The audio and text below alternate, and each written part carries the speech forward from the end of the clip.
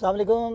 इस वीडियो के अंदर मैं थोड़ा सा आपको एक्सप्लेन करूंगा कि व्हाट इज़ फ्रीलांसिंग और क्या एडवांटेजेस एंड डिसएडवांटेजेस हैं इस फ्रीलांसिंग के, और आप किस तरह अपना करियर फ्रीलांसिंग के अंदर स्टार्ट कर सकते हैं और किन प्लेटफॉर्म को यूज़ कर सकते हैं।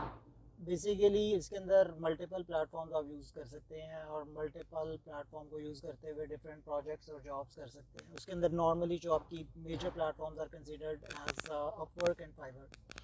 इसके अलावा लिंक्डइन से भी आप अपनी जॉब या प्रोजेक्ट्स को ले सकते हैं, लेकिन अपवर्क और फाइवर के अंदर एक एस्क्रो अकाउंट होता है जिसके अंदर प्लेटफॉर्म आपको गारंटी देता है कि जो I mean it kind of ensure you कि आपके साथ कोई फ्रॉड या स्कैम नहीं होगा, और वो अगर जाएगा भी तो वो obviously their team would jump into it और उसके ऊपर वो एक डिसीजन लेंगे।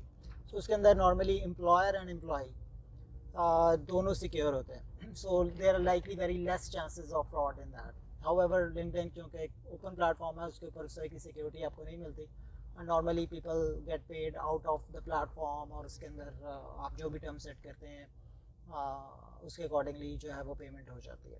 अच्छा, एडवांटेजेस इनिशियली क्या है जी फ्रीलांसिंग के? Obviously it's more like a something that you can control your working hours, flexibility है, टाइम इंडिपेंडेंस है, लोकेशन इंडिपेंडेंस है। अगर आपका नेचर ऑफ वर्क ऐसा है कि आप कहीं से भी बैठ कर काम कर सकते हैं तो obviously it's advantage to you. However क्योंकि इसके अंदर आप you are not a permanent employ of any company, तो उस केस के अंदर आपको नहीं पता कि आपकी इस मंथ की अर्निंग क्या होगी, या एक वो आपको पता चलता है कि this would be my earning और आप उसके ऊपर कोई चीज़ प्लान कर सकते हैं। नॉर्मली इसमें ऐसा नहीं होता। Sometimes it's very good. आपको every month you are getting something is very good. There are few dry months as well. लेकिन obviously you need to see that कि आप average out किस चीज़ के ऊपर कर रहे हैं. So you need to be prepared for that. या आपके पास इतना backup होना चाहिए कि आप survive कर सकें उस चीज़ के ऊपर.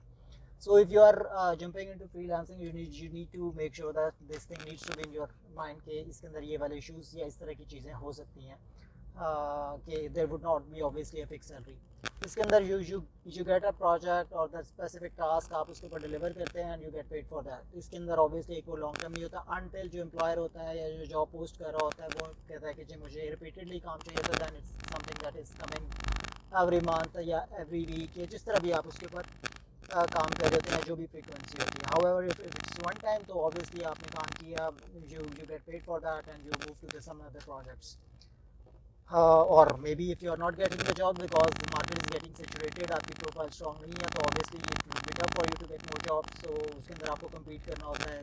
जिस तरह आपको अपने प्रोफेशनल नॉर्मल करियर के अंदर एक एज क्रिएट करना पड़ता है, इसी तरह फ्रीलांसिंग के अंदर भी करना पड़ता है कि जो भी प्लेटफॉर्म में आप यूज़ कर रहे हैं उसके ऊपर आपकी profile should be properly rank.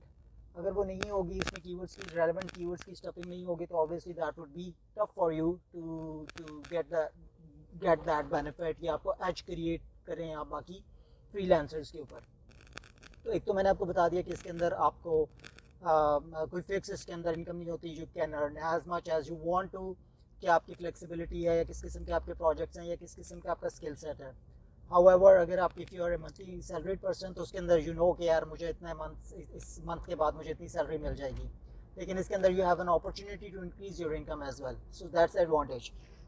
But since there could be, as I said, there could be some dry months as well or weeks as well, तो उसके लिए you need to be prepared for that.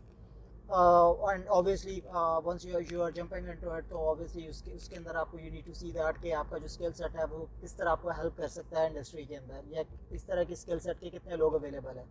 Obviously if the skill set is very unique, so obviously you can ask as much as you want to, because competition नहीं है, लोगों को ज़रूरत है, तो obviously you can earn as much as you want to.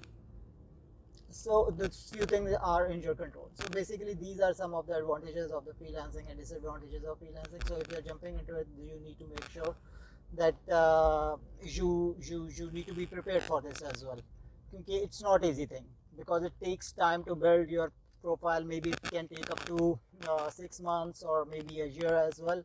तो आपके पास वो सारा बैकअप प्लान होना चाहिए. So normally what do I suggest इस के आप सबसे पहले तो ये करें कि